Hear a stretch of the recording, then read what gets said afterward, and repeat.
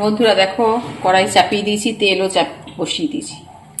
বন্ধুরা দেখো কড়াই চাপিয়ে দিয়েছি, তেল দিয়ে দিয়েছি। আজকে রান্না করব হচ্ছে, এই দেখো আগে এটা দেখিয়ে দিই।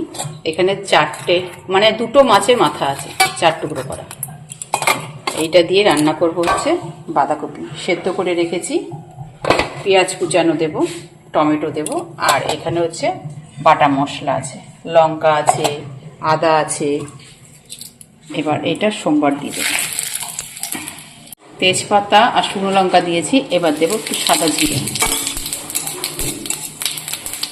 এবার এই যে এটা ফুটে গেছে, মানে চটপট করে ফুটছে, মানে এটা ভাজা হয়ে গেছে। দিয়ে দেবো কুচনো পেঁয়াজ, এর মধ্যে একটুখানি নুন দিয়ে দেবো যাতে পেঁয়াজটা নরম হয়ে ভালো তাড়াতাড়ি ভাজা হয়ে যায়। এটাকে এবার ভালো করে ভেজে নেবো।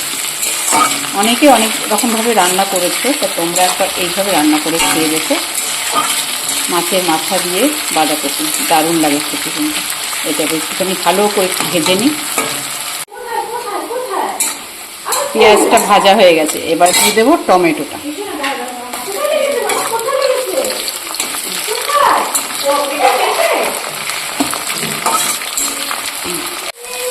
এবার এখানে সব বাটা মশলাগুলো দিয়ে দিয়েছি, আর গুঁড়ো মশলাও দিয়েছি।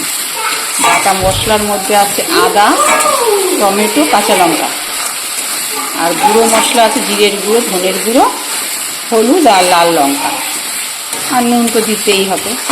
এটা দিয়ে এবার ভালো করে কষিয়ে নেব।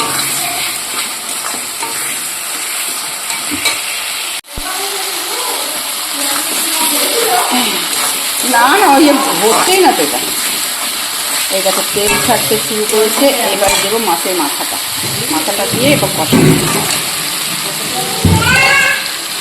অনেকে লাস্টে দেয়, কিন্তু আমি এই মাথাটা দিয়ে কষিয়ে নিই মশলার সঙ্গে, আরও খেতে ভালো লাগে।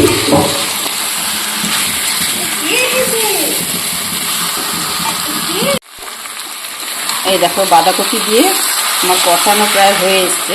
এবার একটুখানি দিয়ে দেবো চিনি।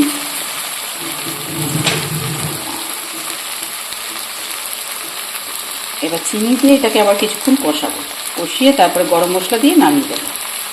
এই দেখো বাঁধাকপিটা আমার পুরো কমপ্লিট হয়ে গেছে রান্না। এবারে দেবো হচ্ছে গরম মশলা।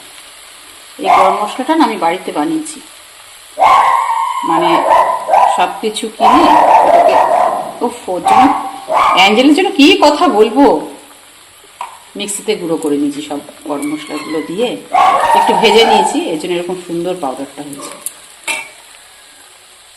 চলো রেখে দিচ্ছি, হয়ে গেছে আমার রান্না। এবার এটা নামিয়ে নেবো। কেমন হয়েছে তোমরা একটু জানিও।